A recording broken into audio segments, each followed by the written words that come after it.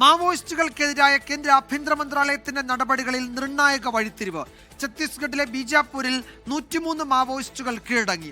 തലയ്ക്ക് 1 കോടി രൂപ പ്രഖ്യാപിച്ച മാവോയിസ്റ്റുകളും കീഴടങ്ങിയവരുടെ കൂട്ടത്തിലുണ്ട്. 22 സ്ത്രീകളും ആയുധം വെച്ച് കീഴടങ്ങി.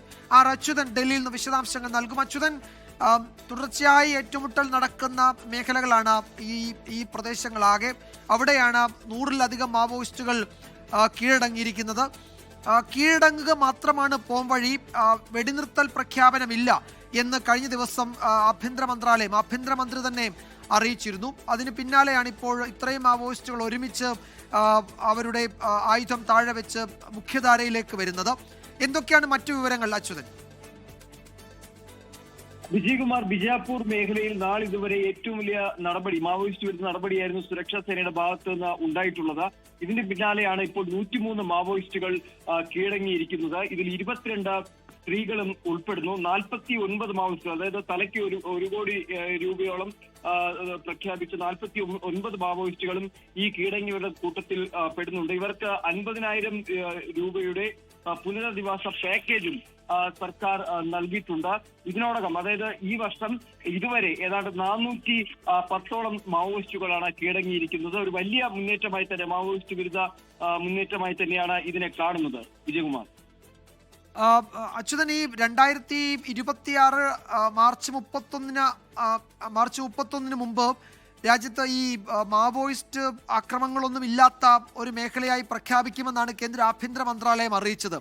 ആ നിലയ്ക്കാണ് ഈ പലയിടത്തും ഇപ്പോൾ സേനാ നടപടികളൊക്കെ പുരോഗമിക്കുന്നത്. അത്തരം നീക്കങ്ങളിൽ നിർണായകമാണ് ഈ ബീജാപൂരിലെ ഈ കീഴടങ്ങൽ, അല്ലേ?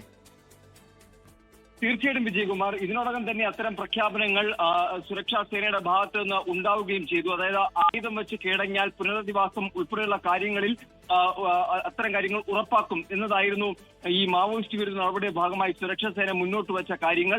ഇതിന് പിന്നാലെ നിരവധി മാവോയിസ്റ്റുകൾ തന്നെ ഇത്തരത്തിൽ ആക്രമണം ഉപേക്ഷിച്ചുകൊണ്ട് ഈ ഒരു സമാധാനത്തിന്റെ പാതയിലേക്ക് കീഴടങ്ങുന്ന ഒരു സാഹചര്യം ഉണ്ടായി. എന്നാൽ മറ്റ് അത്തരത്തിൽ ആക്രമണവുമായി മുന്നോട്ട് പോയവർക്കെതിരെ സുരക്ഷാ സേന ശക്തമായ ഒരു നടപടി സ്വീകരിക്കുകയുമുണ്ടായി. സർക്കാർ തന്നെ പ്രഖ്യാപിച്ചിരിക്കുന്നത് 2026 മാർച്ചോടുകൂടി തന്നെ ഈ നക്സൽ വിമുക്തമാക്കി ഛത്തീസ്ഗഡിനെ മാറ്റും എന്ന കാര്യമാണ്. എന്തായാലും അതിന്റെ ഭാഗമായി കൂടിയാണ് ഈ നടപടികൾ പുരോഗമിക്കുന്നത്. എന്തായാലും ഈ 103 മാവോയിസ്റ്റുകൾ കീഴടങ്ങി എന്ന് പറയുമ്പോൾ അതൊരു വലിയ ഒരു വഴിത്തിരിവായി തന്നെയാണ് ഇക്കാര്യത്തിൽ കാണേണ്ടി വരുന്നത്. യെസ്, കീഴടങ്ങിയവരിൽ 22 സ്ത്രീകളുണ്ട്.